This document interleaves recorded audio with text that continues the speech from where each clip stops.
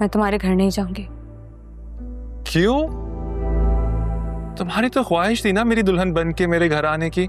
हाँ, थी मेरी ख्वाहिश कि तुम्हारी मॉम मुझे इज्जत से अपनी बहू बना के उस घर में ले जाए, लेकिन उन्होंने जो मेरी बेइज्जती की है ना, वो मैं भूली नहीं हूं। इसलिए मैं उस घर में नहीं जाऊंगी। हाँ, अगर तुम्हारी मॉम मुझसे सॉरी कहें, मुझे इज्जत से अपने घर ले जाएंगी बहू बना के, तो मैं चले जाऊंगी। लेकिन पहले तुम्हें अपनी बीवी को तलाक देनी होगी। अगर तुम ये कर सकते हो तो तुम जब कहोगे मैं शादी करने को तैयार हूं। अगर ये नहीं कर सकते ना, तो फिर तुम मेरा मरा हुआ मुंह देखोगे।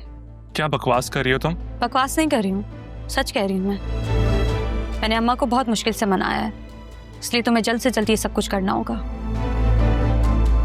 क्योंकि मैं अम्मा को अब ज्यादा देर तक रोक नहीं सकूंगी। लेकिन हाँ, खुदकुशी तो कर सकती हूँ, क्योंकि अरसलान मैं तुम्हारे अलावा किसी और से शादी करने का सोच भी नहीं सकती। और मेरी बात को सिर्फ धमकी नहीं समझना, मैं सच में खुदकुशी कर लूंगी।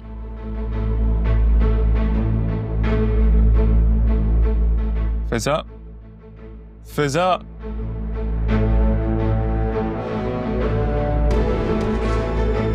फिजा,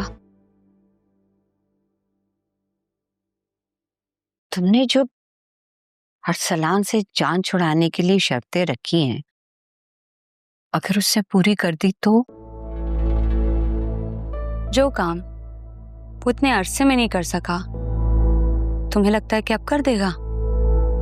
मैं अरसलान की मॉम को जान गई हूँ, बहुत ही मगरूर औरत है, मर जाएगी लेकिन मुझसे माफी नहीं मांगेगी। इसलिए मैंने वही शर्तें रखी जो वो पूरा ही ना कर सके। मैं आमिर से शादी करके उसको तड़पता हुआ देखना चाहती हूँ।